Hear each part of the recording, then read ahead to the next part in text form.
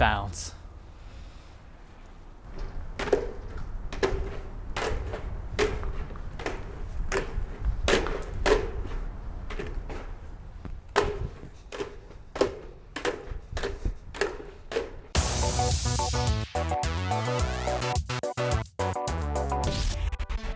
Welcome out to Retro Reviews, everybody. I'm Ryan, and I'm very excited today to talk about moon shoes.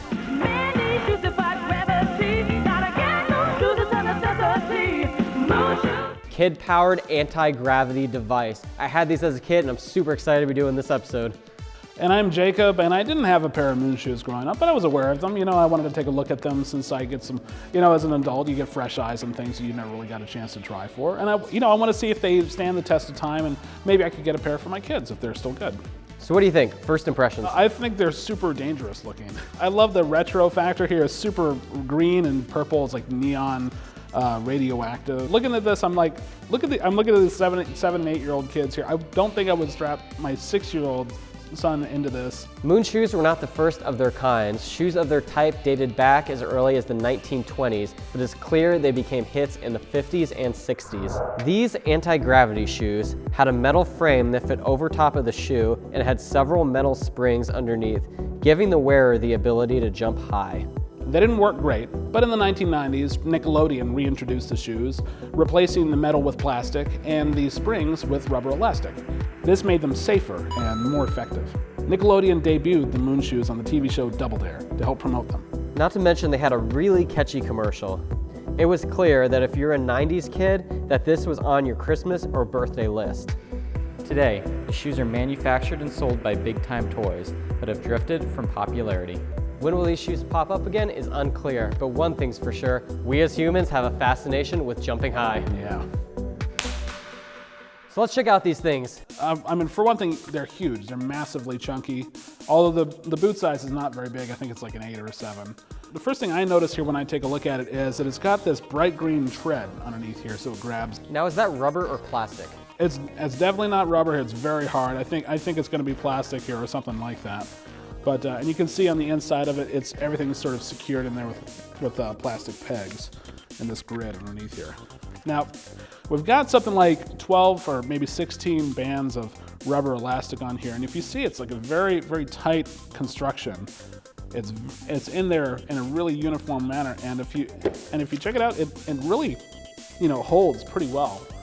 It holds yourself like pretty steady here, so I'm not sure what the weight limit is on this here. I think it may be 130 pounds, something maybe. It's not for full-grown mamma jammas such as myself, but yeah, I mean, pretty interesting. I love the purple and the green and orange over here. I mean, this is just like, middle school years, the 1990s. Now to put these on, what you do is you just undo this, slide your shoe in, or I guess you can go in socks, and you're good to go.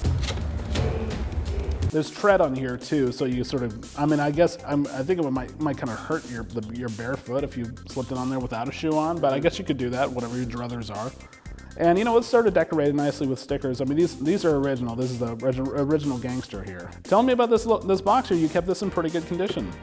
Yeah, so we still have the original box here, and it's very, very interesting. We have all these kids lined up in different jumping positions. I like how in every shot the kids are all jumping here, but it's almost impossible to do when you're actually wearing them. I feel bad for this kid who marketing threw on a green background with a kid with a green shirt. So he's just a disembodied head, and it's like a Ghostbuster. He just disappears, which is in no way similar to us wearing white and a white background. I know, we're infinite. We're working on a new set, guys. Stay with us. So it's got a couple of interesting pieces of Pulp Fiction on the top here. This is, I guess these are descriptions of the item here. Strap them on, and you're out of here. Take a leap. How high can you go? Don't leave Earth without them. Black. Oh wait, that's the color of the moon shoes. This was the box for the black one. It was either one or the other. So the back of this box is pretty interesting, and we still don't really understand it. So if somebody out there understands it, please leave a comment down below and let us know what this is. So it says back here, this box can be used for storage or carrying case once the Heart Moon shoes are assembled. My question is, Why are there holes here? What, because you can't, That doesn't fit in there. this is not gonna fit in this little tiny hole here. Maybe the top part does, but why? But why? Do you like slip your feet in and then you like pull this box apart? So you can wear the box while you're doing it? Now I feel like we need to talk about this because this is sort of the elephant in the room, and we just need to get it out there. The slogan is kid-powered anti-gravity device. What does that mean to you? I mean, like it runs on batteries of, ground up kids. So when you get these, make sure you have a couple kids handy so you can power these up naturally. Here's the kid again on this side. Well, what do you think? Should we take these bad boys out, see what they can do? Let's do it. All right, we've got our versus segment coming up here. It's going to be this mono versus this mono. The Black Mamba versus the Bad Mama Jamma. It's going to be Nickelodeon style, 90s style. So make sure you guys stay tuned for our first ever challenge episode where we compete head to head in moon shoes. Hit that like button if you like the video and subscribe for all the latest retro reviews. You're going down. You're going down. Here we go. Oh, that was so Gosh, loud. that hurt. That was like Dang it. That was full contact. Whew. That was NFL style. Oh man, I need to stick my hand on ice now.